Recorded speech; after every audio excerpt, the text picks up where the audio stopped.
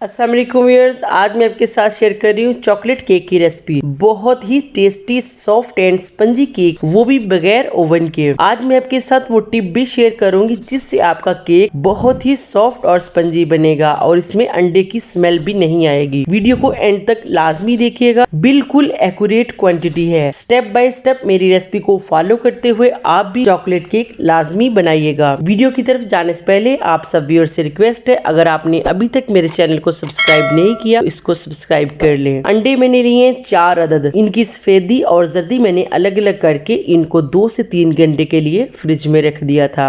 चीनी मैंने लिए आधा कप, मैदा मैंने लिए 1 कप। ये 4 अदद अंडे की जर्दी हैं। कोका पाउडर मैंने लिया 2 टेबलस्पून, बेकिंग सोडा मैंने लिया 1 टीस्पून, बटर मैंने लिया 2 टेबलस्पून, लेमन जूस मैंने लिया 1 टेबलस्पून। चलें जी, बनाना स्टार्ट करते हैं। बाउल में मैंने अंडों की सफेदी को ऐड कर लिया है। ये एकदम चिल्ड है। जब भी आप केक बनाएं तो आप अंडों की सफेदी और जर्दी को अलग अलग करके फ्रिज में रख दें और 3 से 4 घंटे के लिए छोड़ दें। इससे जाग अच्छी बनेगी। मैं जर्दी और सफेदी को अलग अलग करके बीट करूँगी। आप हैंडी बीटर भी यूज़ कर सकते हैं, लेकिन इसमें टाइम ज़्यादा लगता है, इसलिए मैं ये बीटर यूज़ कर रही हूँ। मुसलसल 5 मिनट हम इसको बीट करेंगे। शुरू में स्पीड आहिस्ता रखेंगे, फिर आहिस्ता आहिस्ता हम इसकी स्पीड बढ़ा देंगे। ये देखें, जाग ऊपर आ चुकी है, इसका मतलब है सफेदी हमारी अच्छी तरह से बीट हो चुकी है। अभी मैं इसमें चीनी ऐड करके 2 से 3 मिनट मुसलसल बीट करूँगी। इसके बाद मैं इसमें बटर, लेमन जूस और बेकिंग सोडा ऐड करके बीट करूँगी। बगैर स्किप किए मैं आपके साथ शेयर कर रही हूँ। तकरीबन 2 से 3 मिनट लगे हैं मुझे बीट करते हुए।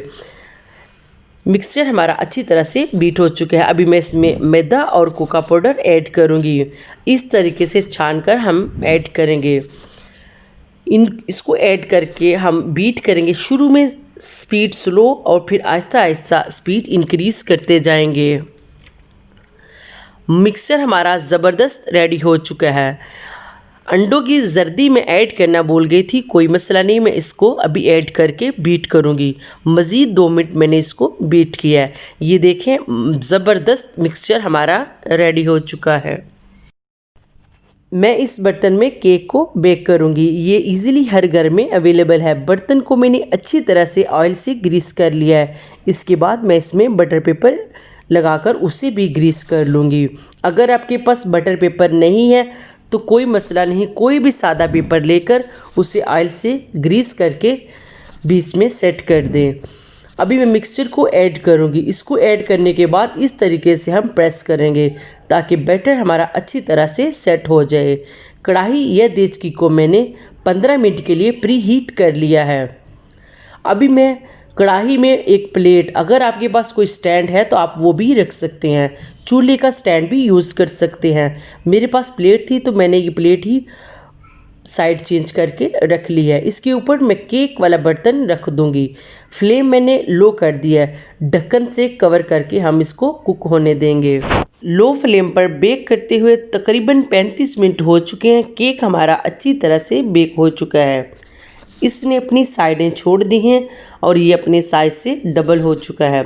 मैंने इसे चेक भी किया है, ये परफेक्टली बेक हो चुका है। मज़ेदार चॉकलेट केक हमारा रेडी है। अभी मैं इसको डिश आउट करूँगी।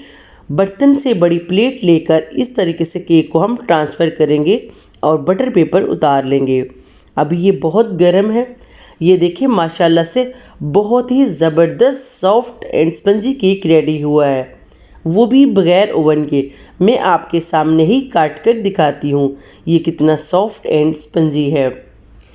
इसमें मैंने 1 टेबलस्पून लेमन जूस ऐड किया है, जिसकी वजह से इसमें से अंडे की स्मेल बिल्कुल नहीं आएगी।